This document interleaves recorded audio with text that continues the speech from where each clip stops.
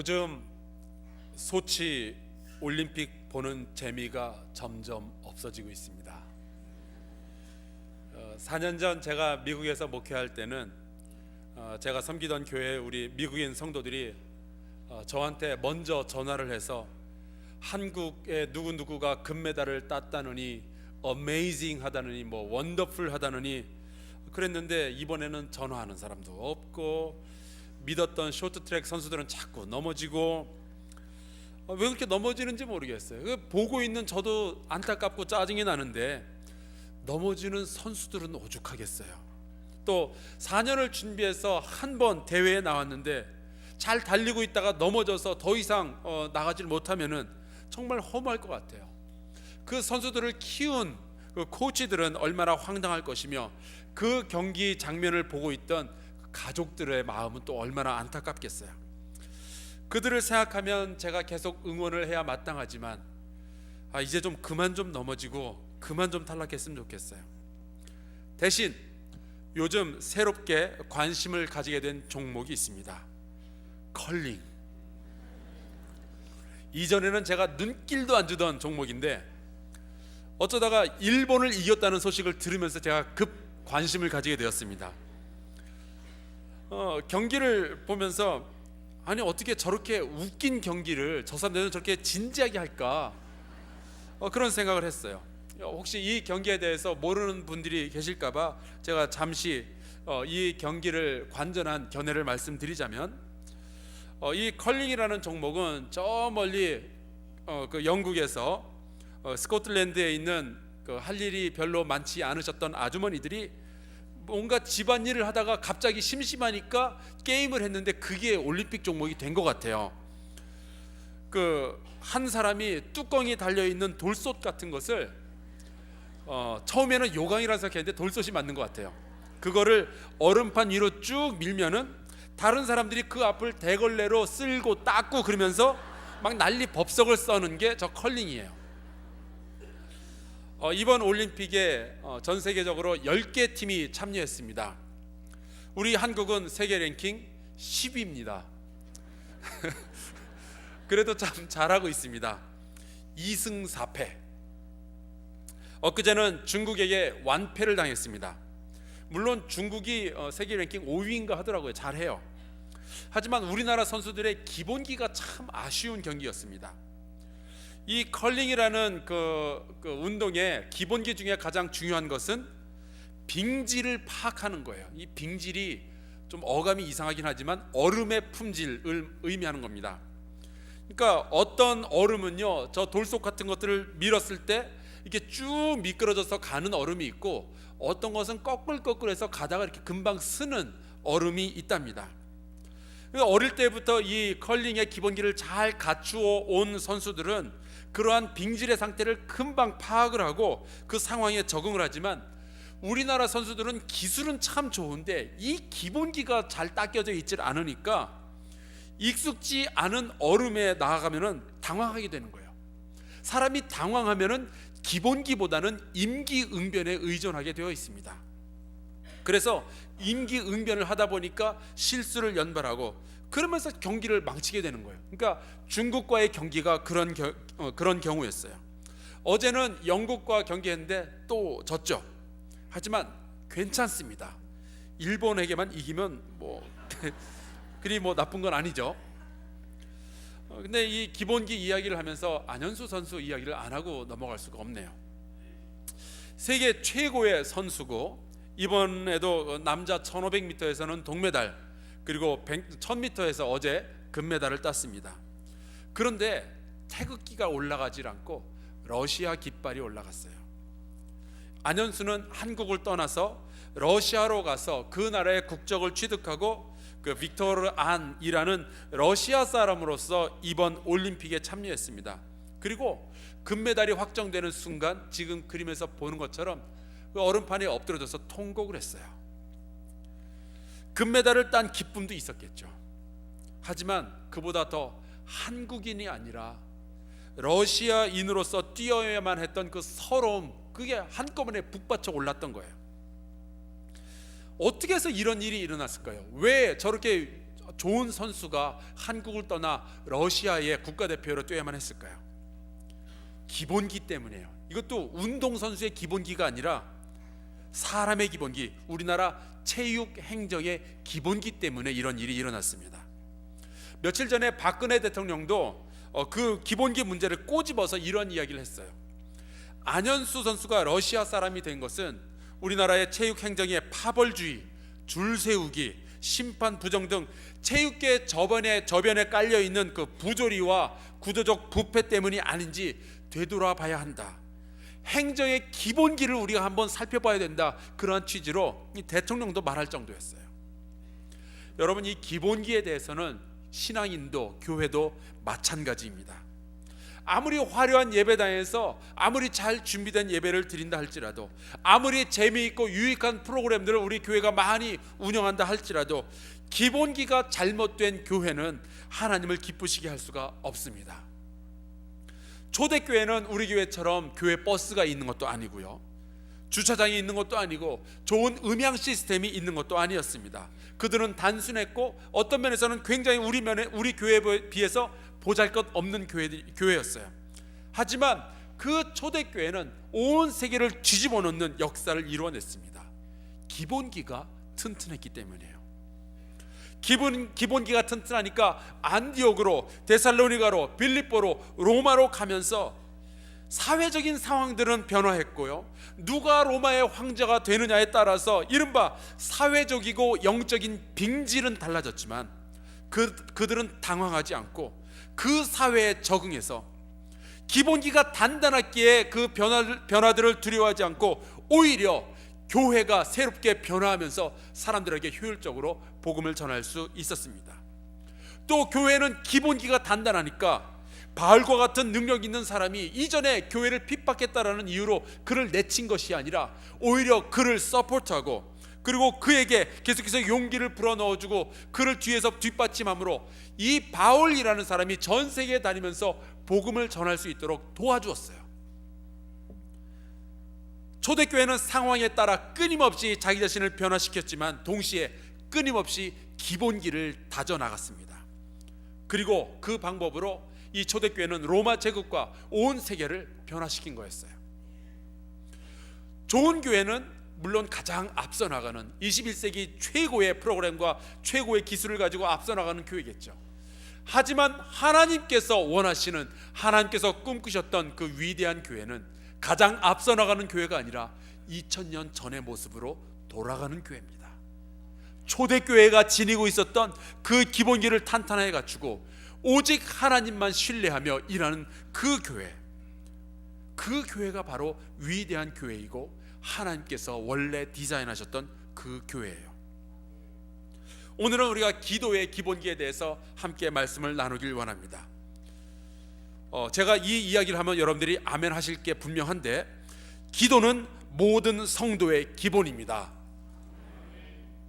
교회는 기도해야 되고요, 기도해야 이 세상에서 교회로서의 사명을 감당할 수 있습니다. 여러분, 이 세상에 굉장히 많은 교회들이 있는데 특별히 문제가 되는 교회들은요, 작은 교회가 아니라 기도하지 않았는데 부흥한 교회들이 항상 문제예요.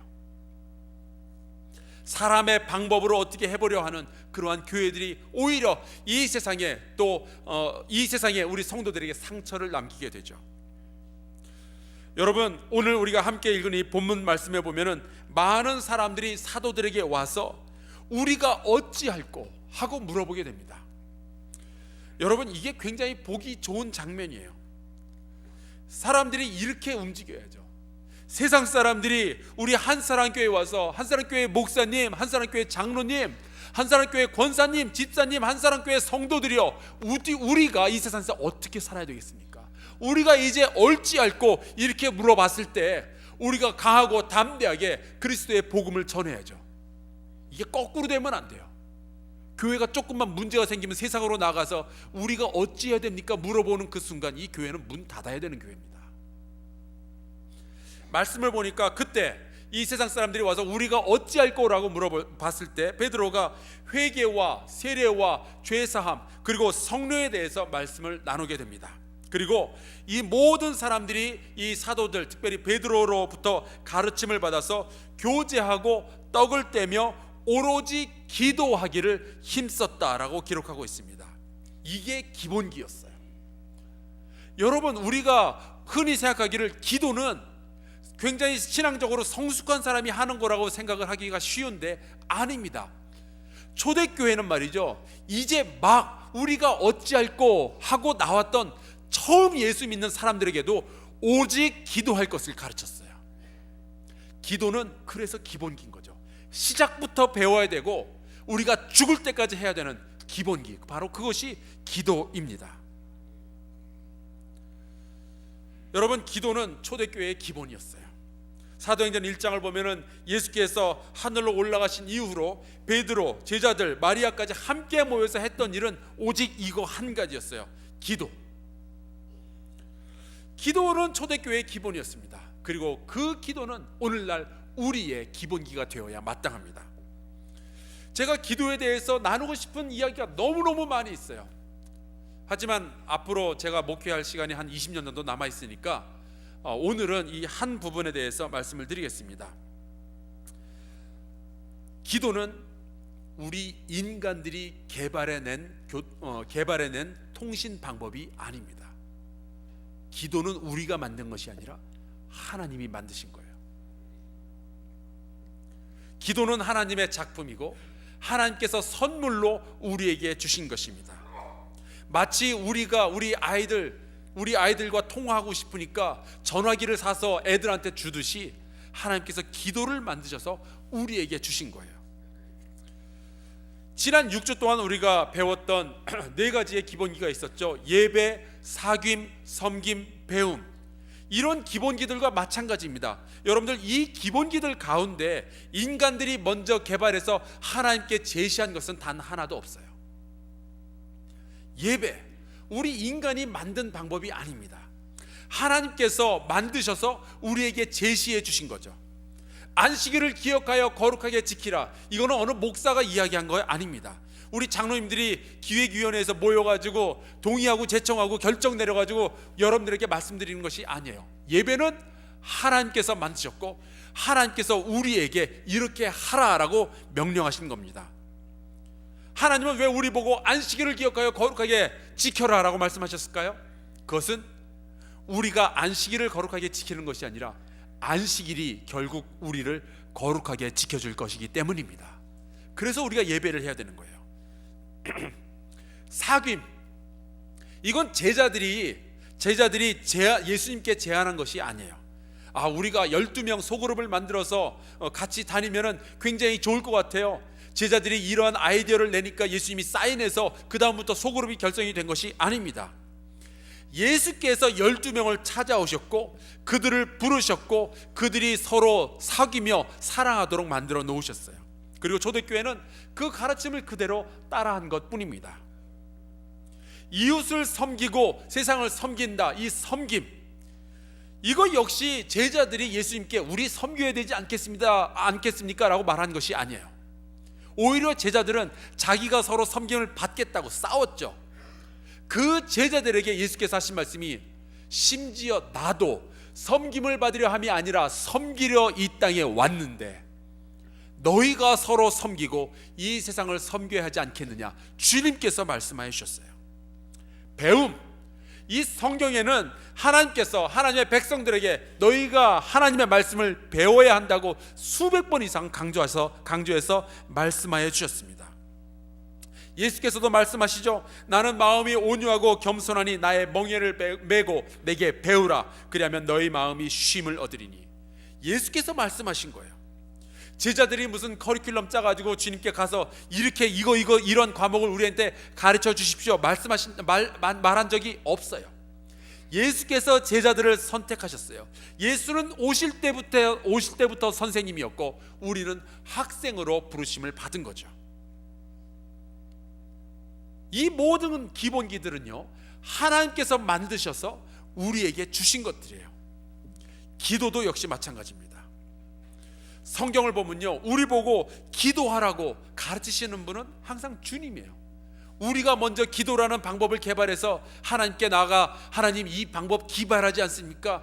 우리가 기도할 테니까 우리랑 그때 대화 좀 하죠. 우리가 이런 이야기 한 적 없습니다.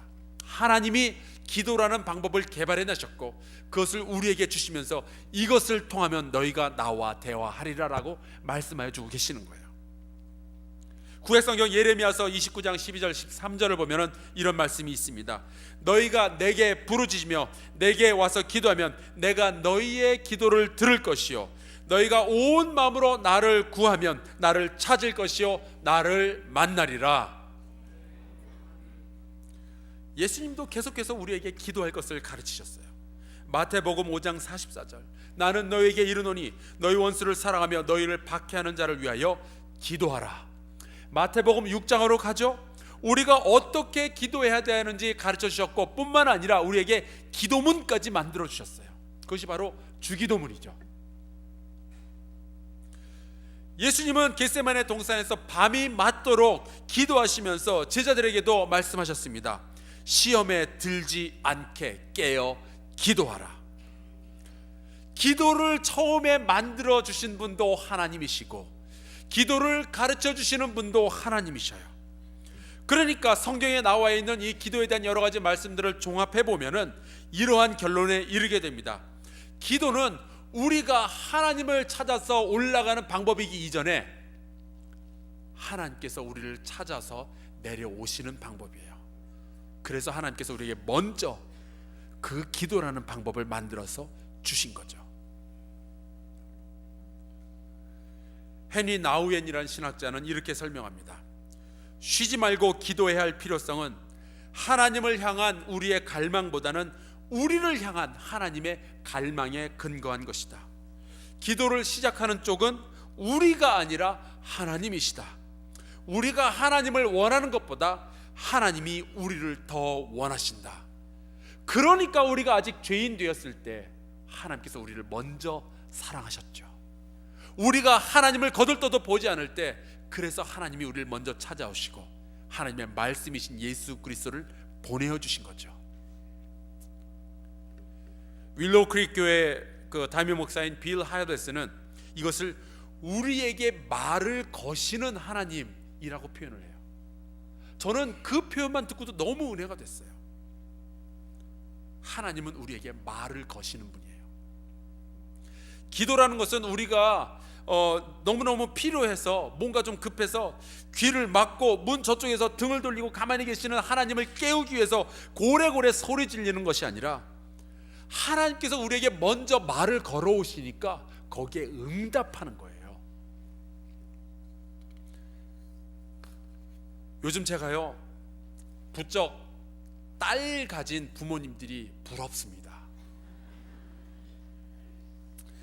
제 큰아들이 이제 16세가 되었는데요. 한국말을 뭐 그럭저럭 잘 하긴 하지만 목동 아이들처럼 영악하지를 못해서 결국 여기 신서 중학교를 다니다가 포기했습니다. 그리고 지금은 대전에 있는 국제학교에서 공부를 하고 있는데 일주일에 한 번 주말에만 집에 와요. 참 착하고 예의 바른 아이인데 어찌나 과묵한지 집에 와서는 별말 하지 않고 자기 일만 합니다. 이게 아들이라서 그런가 생각해 보니까 맞는 것 같아요. 왜냐하면 저도 그랬던 것 같아요. 하지만 아들하고 아버지 사이에 대화가 없으면 안 되잖아요.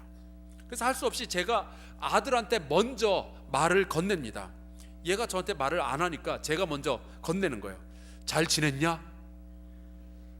그러면 돌아오는 대답은 항상 같습니다. 네. 와, 제가 장장 4글자로 물어봤거든요. 잘 지냈냐?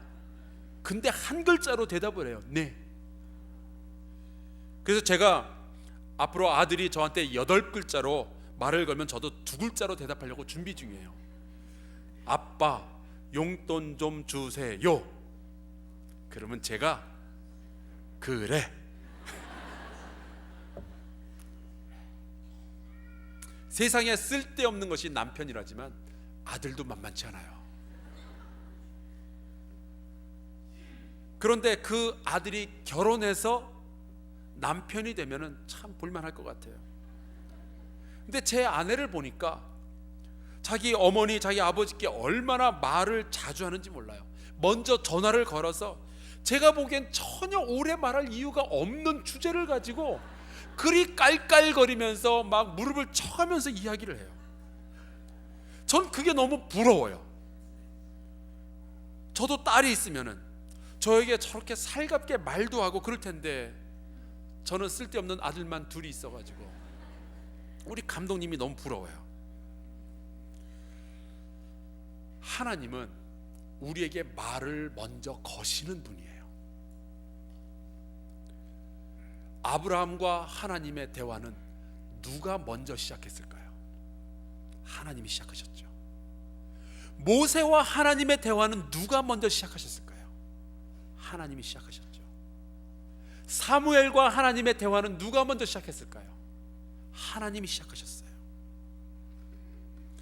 기도가 하나님과의 대화라고 정의한다면 그 대화는 항상 하나님이 먼저 말을 건네심으로 시작하게 됩니다. 목사님, 하나님께서 저한테 말을 먼저 건네신 적이 없는데요. 제가 수천 번을 기도를 했지만 그 가운데서 단 한 번도 하나님이 저한테 먼저 말씀하신 적이 없는데요. 여러분, 그럴 리가 없어요. 하나님은요, 말씀하시는 분 정도가 아니라 하나님 자신이 말씀이셔요. 요한복음 1장 1절, 태초에 말씀이 계시니라. 이 말씀이 하나님과 함께 계셨으니 이 말씀은 곧 하나님이시니라. 그 말씀이신 하나님이 여러분 곁에 계시는데 설마 아니 하나님이 여러분에게 말씀을 안 하셨겠어요? 여러분에게 먼저 말을 건네셨어요. 문제는 그분이 아니라 우리예요. 그분의 입이 문제가 아니라 우리의 귀가 문제죠. 우리는 영적으로 난청이거나 아니면 영적으로 ADD, 주의력 결핍 장애증. 하지만 우리가 믿음을 가지고 영의 눈을 열고 영의 귀를 열고 분명히 하나님께 우리가 pay attention, 하나님께 주의를 기울이면요, 분명히 하나님은 우리에게 말씀하셔요. 여러분 모두가 우리에게 말을 건네오시는 하나님을 발견할 수 있기를 주의 이름으로 축원합니다. 여러분들의 생활, 아침부터 밤에 잠들 때까지 분명히 하나님은 여러분들에게 계속 말을 건네오실 거예요. 근데 우리가 그것을 잘 모르는 이유 중에 하나는 하나님은 항상 언어로만 말을 건네오시는 게 아니에요. 하나님께서는요, 가끔 우리에게 말을 걸어오실 때 언어를 쓰지 않고 이렇게 툭 치셔요. 우리가 쳐다보고 하나님께 말을 하기를 기다리면서 한번 툭 치시고 건드리실 때가 있어요. 요나를 기억하시나요? 이 요나가 하나님의 말씀을 거역하고 도망칠 때 하나님은 말씀을 하시기 전에 먼저 툭 치셨는데 바다에 풍랑을 일으키셨어요. 그랬더니 기어코 하나님은 이 풍랑을 통해서 요나로 하여금 무릎 꿇고 하나님 앞에 기도하게 만드셨습니다. 혹시 여러분들의 삶에 풍랑 같은 것이 지금 일어나고 있다면 한번 생각해 보세요. 하나님, 왜 이런 일들이 나에게서 일어나서 제가 고통을 받아야 됩니까? 왜 내 자식들이 이렇게 돼야 됩니까? 왜 내 사업이 이렇게 꼬여야 됩니까? 내 건강이 왜 이렇게 돼야 됩니까? 여러분, 하나님께서 지금 여러분들에게 말을 건네려고 하시는지도 모르겠어요. 응답하셔야 돼요. 응답하라 2014. 아멘. 하나님께서 여러분들에게 말을 건네실 때 응답하셔야 되는데, 어떤 분들이 또 그러시죠. 나에게 다가오는 고통들, 이 아픔들, 슬픔, 이거 다 마귀 장난 아닌가요? 아니에요. 여러분, 나에게 어떤 시험, 어떤 어려움이 닥쳐와서 그 결론이 내가 무릎 꿇고 기도하는 거면요, 그건 마귀 장난이 아니라 하나님께서 툭 치시는 거예요. 여러분, 마귀도 머리가 있지, 모르겠어요. 머리가 있는지 없는지는 모르겠는데 마귀도 지가 상황을 알죠. 자기가 고통을 줘서 이 사람이 기도로 가면 그건 누구 손해예요? 마귀 손해죠. 그러니까 함부로 고통을 줄 수도 없어요. 오히려 마귀가 잘 쓰는 방법은 잘 내버려둬서 게으르게 만들고 기도할 거리가 없게 만드는 게 마귀가 잘 쓰는 방법이죠. 진짜 마귀의 장난은요, 우리로 하여금 기도를 멈추게 만드는 바로 그거예요. 여러분 영적으로 잘 분별하셔야 돼요.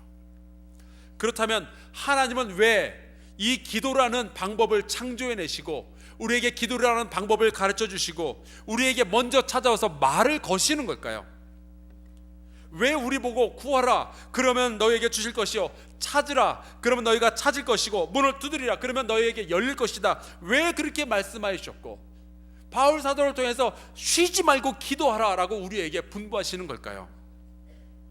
그것은 기도야말로 하나님의 자녀들이 이 세상 가운데서 승리하며 살아가는 유일한 방법이기 때문에 그렇습니다.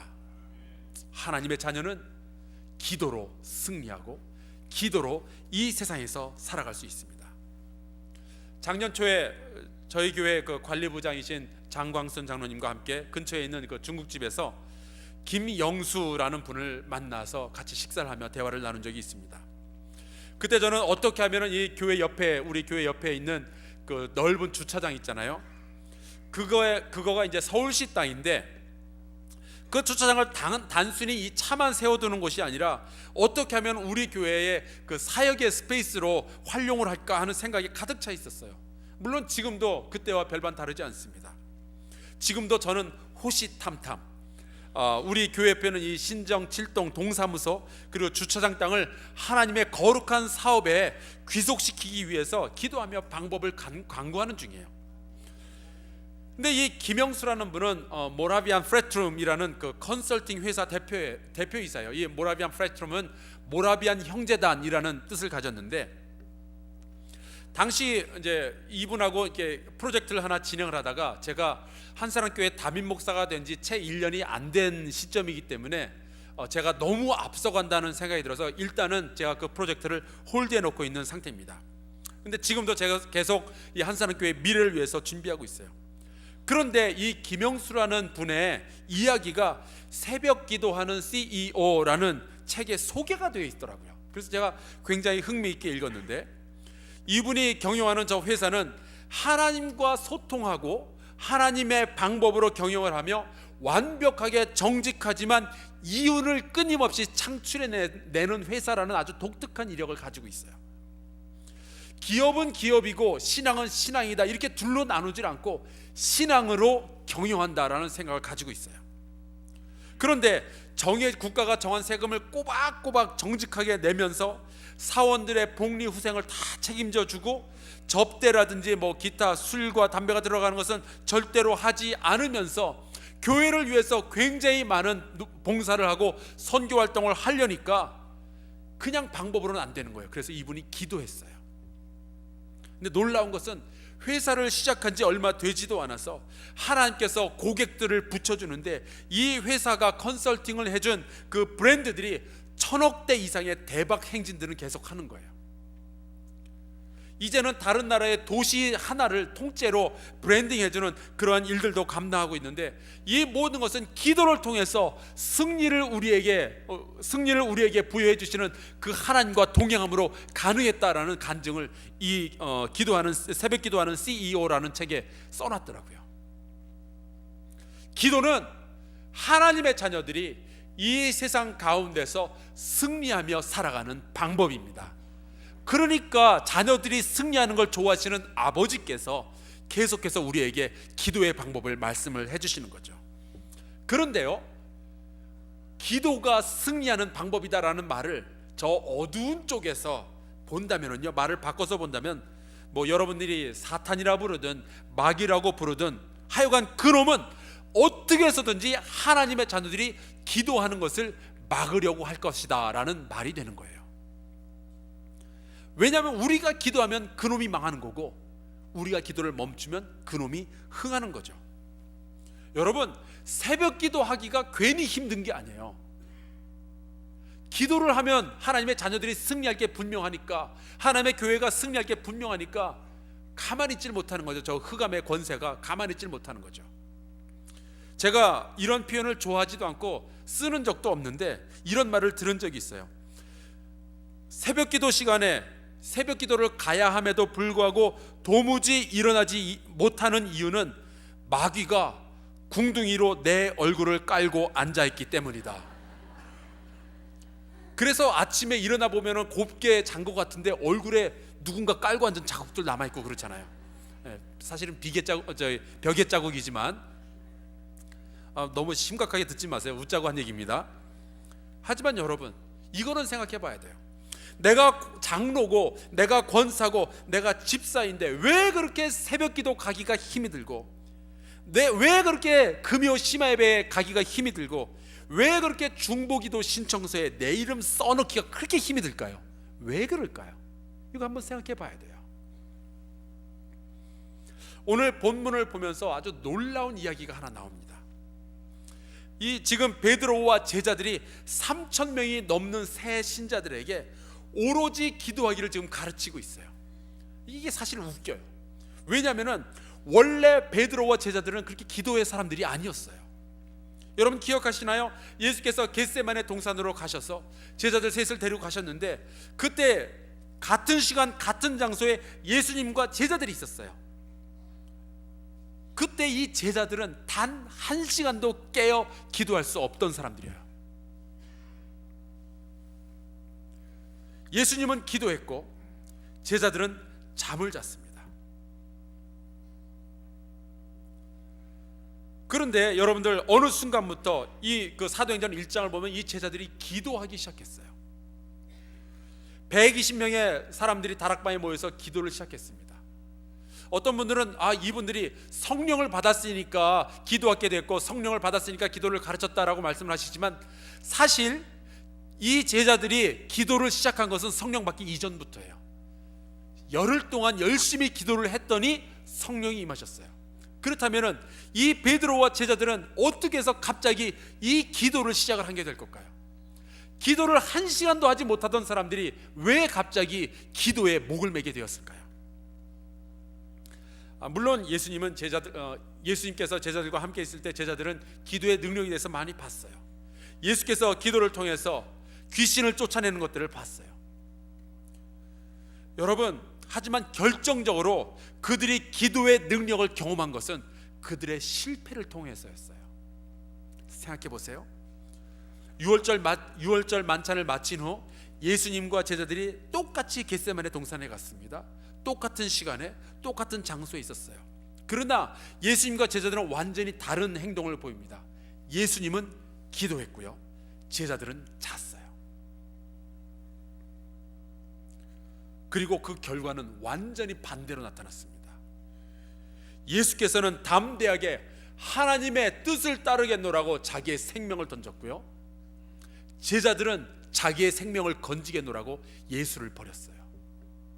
그들은 비겁하게 뿔뿔이 흩어져 도망가 버리고 말았습니다.